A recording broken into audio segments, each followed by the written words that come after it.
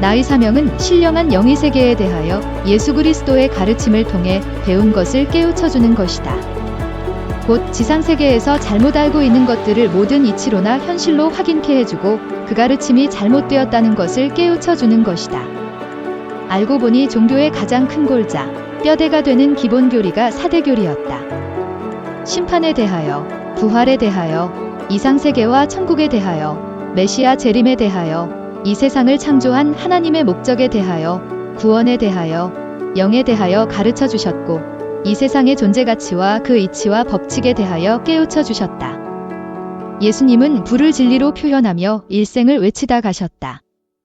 내 말이 불같지 아니하냐. 외식의 나팔을 불지 말아라. 내가 불로 심판하러 왔노라. 이 세상 사람들이 크게 알 것은 하늘나라 하나님의 큰 뜻을 바로 깨닫고 살아야 된다는 것이다.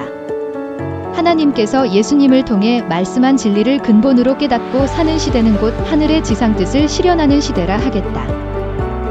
다리골 기도굴로 들어오면 거친 돌바닥에 낙엽을 깔고 바닥에서 냉기가 올라오지 않게 만들었다. 옛날 찬송 65장 나의 기쁨, 나의 소망이란 찬송을 수십 번 부른다. 마음이 크게 감동되면 육성을 떠나 영성의 소리가 흘러나온다. 내 영혼의 그윽히 깊은 데서 맑은 가락이 올려나네. 수십 번 불렀다. 그 다음 부르던 찬송가는 95장 주의 수강님이 가까운이었다. 나는 6개의 정신이 아닌 영계에 이른 것이다. 기도하기 시작한다. 개인, 가정, 민족 세계를 위해서 눈물도 콧물도 흘리면서 24시간쯤 지나면 더 할 것이 없다. 그 다음에 성경을 보게 된다. 창세기부터 계시록까지다. 깨닫게 해주시는 이는 성령님, 예수님이시다. 예수님은 부활의 도를 전했다. 요한복음 5장 24절이하를 보면 내 말을 듣고 나 보내신 이를 믿는 자는 영생을 얻었고 심판에 이르지 아니하나니 사망에서 생명으로 옮겼느니라.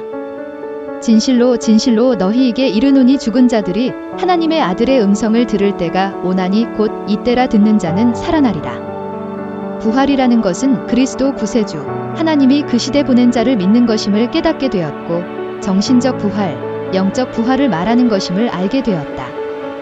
육신적 부활이라 함은 행실적 부활임을 깨달았다. 죽음은 행동을 못하는 행실적 죽음, 정신적 죽음, 하나님과의 관계가 끊어진 영적 죽음으로 구분하여 말씀하였다. 계시록 3장 1절에서 2절. 살아난다는 것은 사망권에서 생명권으로 옮겨옴을 말한 것이다. 예수님은 성경에 내가 이미 이른 말이다 하셨다. 그리고 성경을 읽게 하며 확인케 하셨다. 봄이 오기 전에 난 또 집을 떠나야 했다. 봄일이 시작되면 내 맘대로 신앙생활을 할 수 없고 성경 연구를 할 수 없다. 인력으로는 못할 일이다. 오늘의 내가 되게 하기 위해 성령으로 크게 감동시켰던 것이다. 예수님은 한 번의 부활에 관한 것을 다 가르쳐 주시지 않으셨다. 또 그렇게 가르쳐 줄 수도 없는 것이었다. 육신이 다 죽을 지경까지 가다 보면 내가 더 이상 못 견디고 산에서 내려오기 때문이다. 내려오면 만물의 이치를 통해 연속적으로 깨우쳐 주셨다. 예수님은 어린 꼬마를 키우느라 땀방울이 주먹같이 떨어지고 심정 애간장이 다 타사서 그제가 태산같이 쌓였다고 표현하신다. 개미하고 이야기를 해보아라. 아무리 개미를 불러보고 그 일을 도와주어도 아무 반응이 없다. 그렇다. 내가 개미가 되지 않고서는 개미하고 통할 수가 없고 개미를 구원할 수 없노라. 개미 같은 짓궂은 인생들, 그들과 통하려면 역시 사람이 되어야 하고 그들을 구원하는데도 이 땅의 사람으로 와야 한다는 음성을 듣고는 깨닫게 되었다. 그래서 이 땅에 기다리던 메시아가 베들레헴 땅에서 났음을 깨우쳐 주셨던 것이다. 하나님이 육신화되어 나타난다면 심정이 통하고 하늘의 언어가 통하고 역사가 통할 것이다. 오늘도 하나님은 우리 속에 와서 역사하사 다른 사람들을 복음으로 역사하시고 계심을 더욱 깨달아야 하겠다. 나도 똑같이 저 하늘의 구름 타고 메시아가 온다고 누구보다도 믿고 기다렸다. 그것은 나의 생각이었고 종교에 실패한 유대 종교인으로부터 들어온 지극히 인간적인 생각의 고리를 받았기 때문이다. 하나님의 생각과 일치된다는 것은 개미가 인간 생각과 일치된다는 것만큼이나 힘든 것이다. 결국 개미가 되어야 한다는 깨달음과 하나님은 인간 속에 와서 역사함으로 인간과 대화하신다는 것을 깨달았다. 찌는 듯한 여름 보리배기 타작. 한술 보리밥에 고초장 찍어 먹으며 푸념을 놀아놓았던 일. 아, 이렇게 몸부림쳐도 꽁당 보리밥 한술에 고추장. 마늘뿐이냐? 인생 살기기 너무 힘드는구나. 살자니 청춘이고 죽자니 너무 내 인생이 억울하구나. 꽁당 보리밥 놓고 그 환경에 그래도 하나님 앞에 기도했다. 감사해서라기보다 내 인생 꼴을 두고 푸념하는 기도였다. 누구는 복을 받아 진수성찬 놓고 감사 기도하는데 이게 무슨 꼴이냐며 하나님 보라고 울먹이기도 했던 것이다.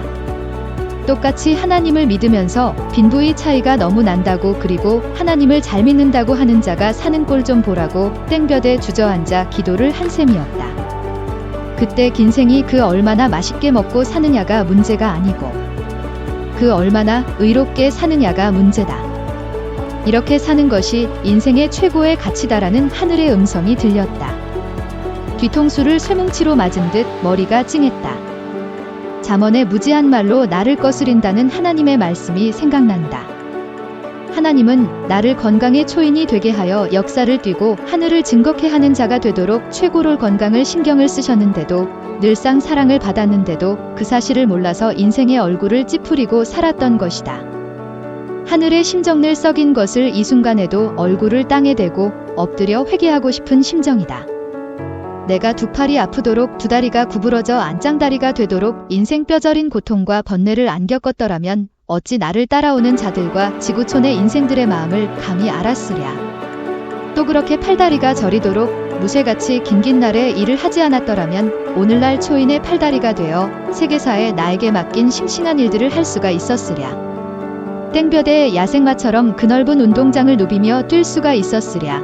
이 모두가 오늘의 나를 만들기 위한 오직 하나님의 계획임을 심정 깊이 깨닫고 감격 감사한다.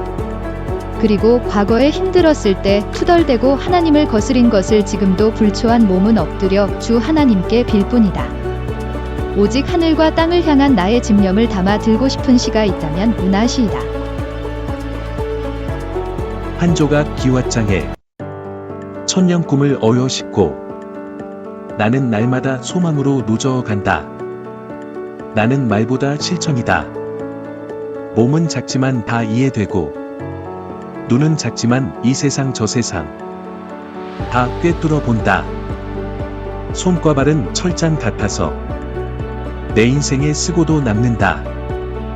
이 몸 가지고 나를 위해 가정 위해 민족 위해 세계 위해 천주 위해 미련도 없이 쓰고 가련다. 생명의 역사. 복음을 전해주어야 꼭 믿을 자라도 믿을 수 있는 기회가 생긴다. 사람이 사람의 사정을 얘기 안 하면 모르듯이 하나님의 사정도 전해주지 않으면 모른 뿐이다. 먼저 깨달은 자가 외쳐주어야 한다. 남의 구원이 곧 자기 구원임을 깨닫고 복음을 전하여 하나님이 우리를 구원시킨 그 은혜를 갚아야 되겠다.